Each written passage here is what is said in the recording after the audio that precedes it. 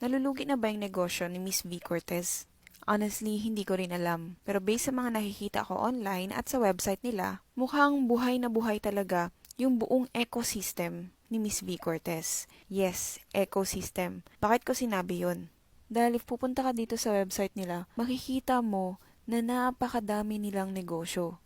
Yes, group of companies na po. And I will explain to you later bakit siya naging isang ecosystem. Etong ecosystem nila, this is enough to sustain their lifestyle as a vlogger, content creator, influencer, and a celebrity. Nang dahil dito, V. Cortez is just one of the many vloggers na naging entrepreneur. At hindi lang naman siya yung ganito. We also have Miss Donaline Bartolome or Sashna na kung saan sobrang kilala din sa pagiging negosyante.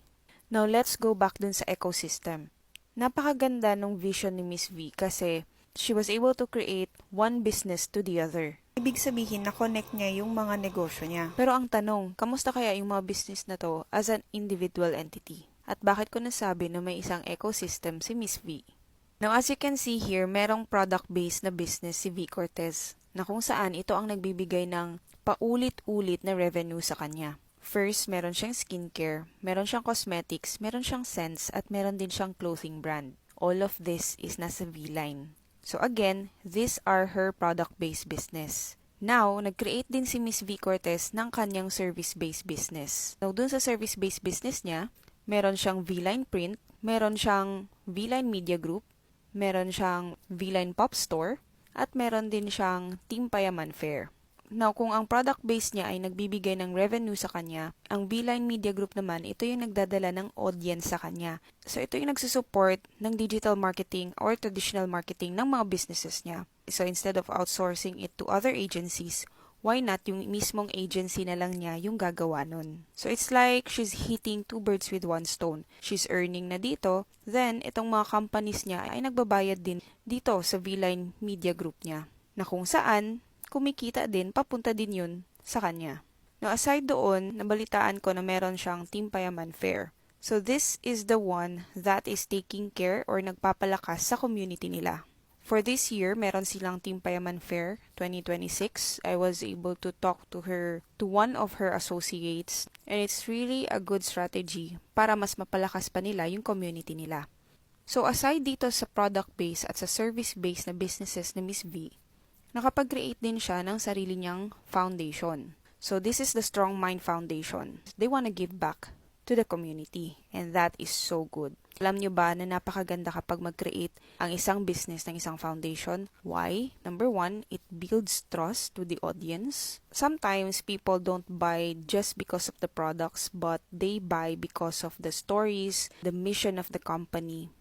Pangalawa, it creates stronger community. Now, yung mga fans mo, yung mga naniniwala sa'yo ay patuloy na tumatangkilik doon sa brand mo because of your advocacy.